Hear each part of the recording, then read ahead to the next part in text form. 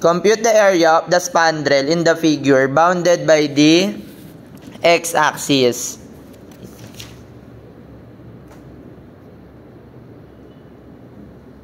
By the x-axis, with the line x is equal to b. Ang x equal to b, ito po siya, no?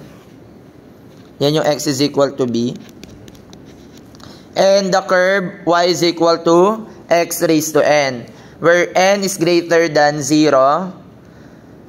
What is the location of the centroid from the line x is equal to b? Determine also the y-coordinate of the centroid. So, una, kuha ka ng strip. So, pwede kang kumuha ng strip. Ayan. So, yan yung vertical strip. So, kapag parallel sa x yan, yung strip natin is dx. And then, change in y. No? Kasi, y high. So, the change in y is the y high and then the y low. So, ano yung area natin? So, since differential area lang yan, so that's equal to change in y dx. Okay? So, di ba pag kami nakita kayong derivatives, no? dE. So, integrate lang natin. So, the integral ng dA is equal to area is equal to the change in y dx. Ang limits natin, mag-start tayo dito sa origin from 0, 0 to b. Tama? b, 0. So, ang limits natin is siyempre 0 to b. Ang change in y natin is the y high. Ang y high natin is ang y high natin is equal to the given equation. Yan yung function of y natin. Yan. And then, ang y low natin is y is equal to 0. Therefore, that's the integral of 0 to b kx raised to n dx. Okay? Tama. And then, integral ng x raised to n. So, di ba that's constant si k? So, that's equal to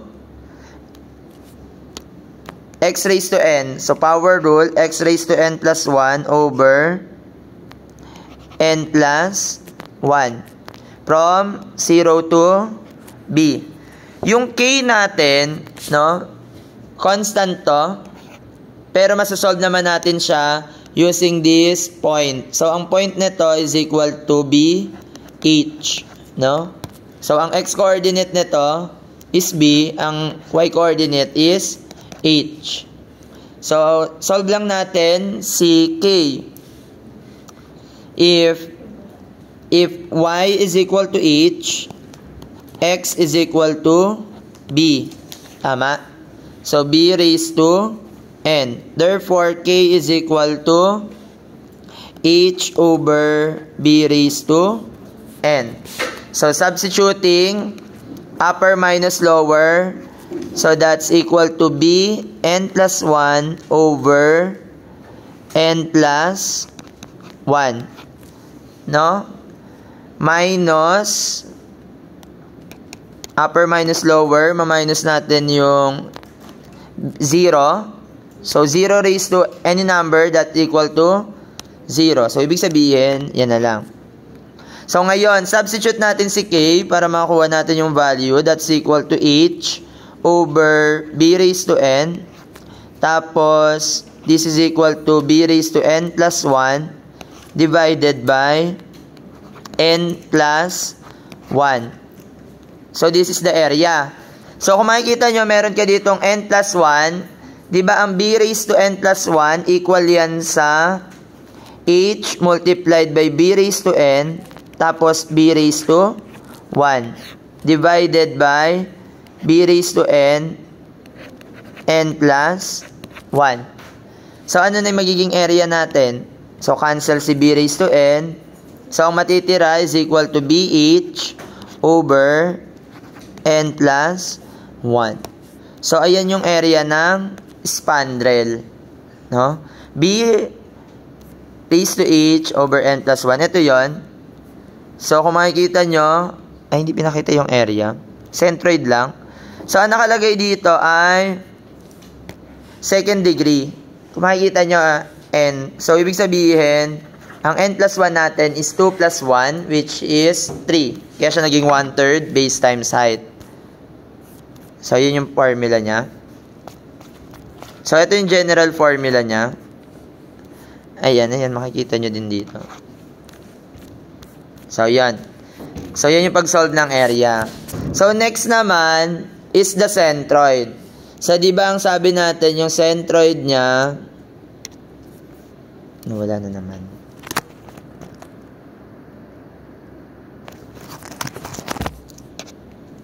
Ayan. For the centroid naman, ito yung distance x niya. Ito yung bar x nung differential strip natin. Tapos, meron tong center of gravity. Hindi natin alam kung saan nakalagay. So, ito si bar x. Ito si x pa lang yan. So, according to Barignons, the total area multiplied by bar x is equal to the integral ng x times differential area from a to b. From 0 to b na lang. No? So, ano yung total area natin? So, yung total area natin is equal to BH over n plus 1 multiplied by bar x. So, 0 to b, ang x natin is x. Ang differential area natin is equal to y high minus y low dx. So, copy na lang natin yung y high, that is equal to k x raised to n dx. Okay lang? So, ngayon, simplify lang natin. Labas natin si k. That's integral ng x raised to n plus 1 dx from 0 to b. So, power rule. So, magkakaroon ako ng k x raised to n plus 2 over n plus 2 dx. Ay, wala na ba ng dx? Upper minus lower, 0 to b. Okay lang?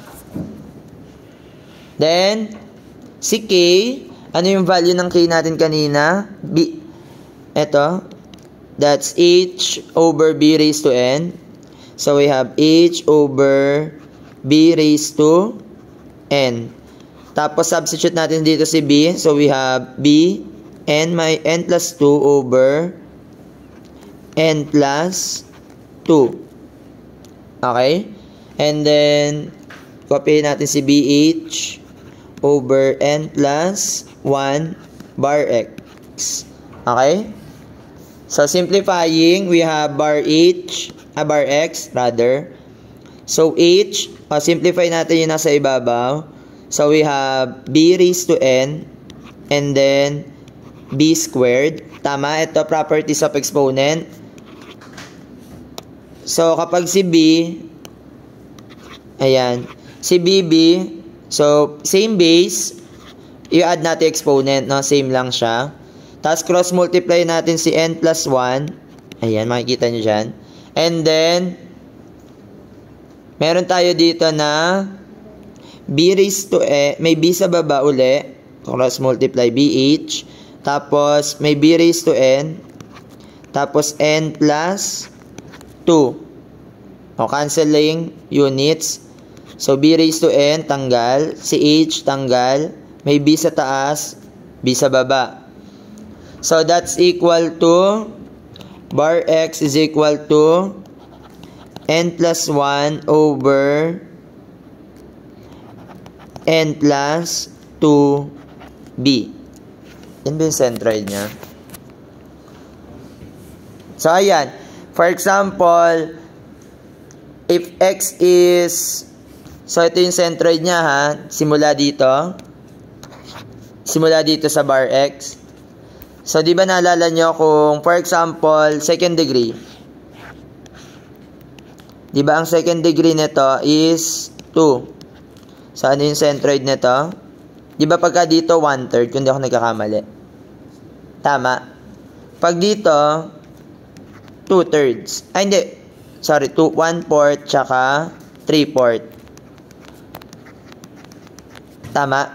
So, if x is equal to n, if n is equal to 1, 2 pala to, sorry. So, 3/4. So, ito yung formula.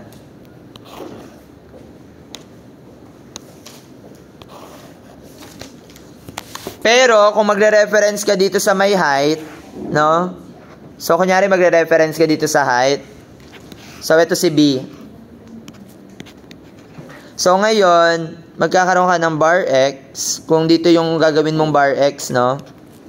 So, that's equal to, bar x is equal to B minus n plus 1 over n plus 2B.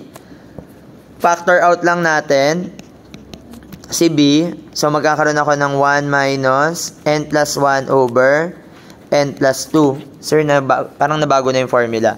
So, ang alam nyo, simplify lang natin, B.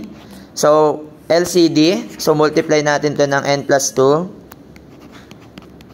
Minus n minus 1 divided by n plus 2. Simplifying, bar x is equal to n minus n, 0. 2 minus 1, 1. Therefore, that is 1 over n plus 2b. Ito yung sa inyong alam na formula. No? Yung kapag galing sa base, simula sa base. Ito, from the vertex. This is from the vertex. Ito, from the height.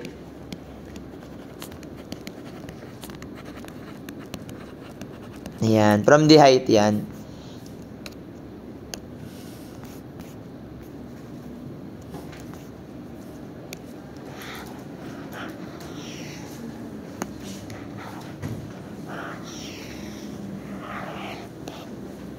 Ayan, from the height yung isang alam nyo ha. Ito yung height. Yan yung height. Tapos ito yung vertex na isa. Ayan. Ito from the height.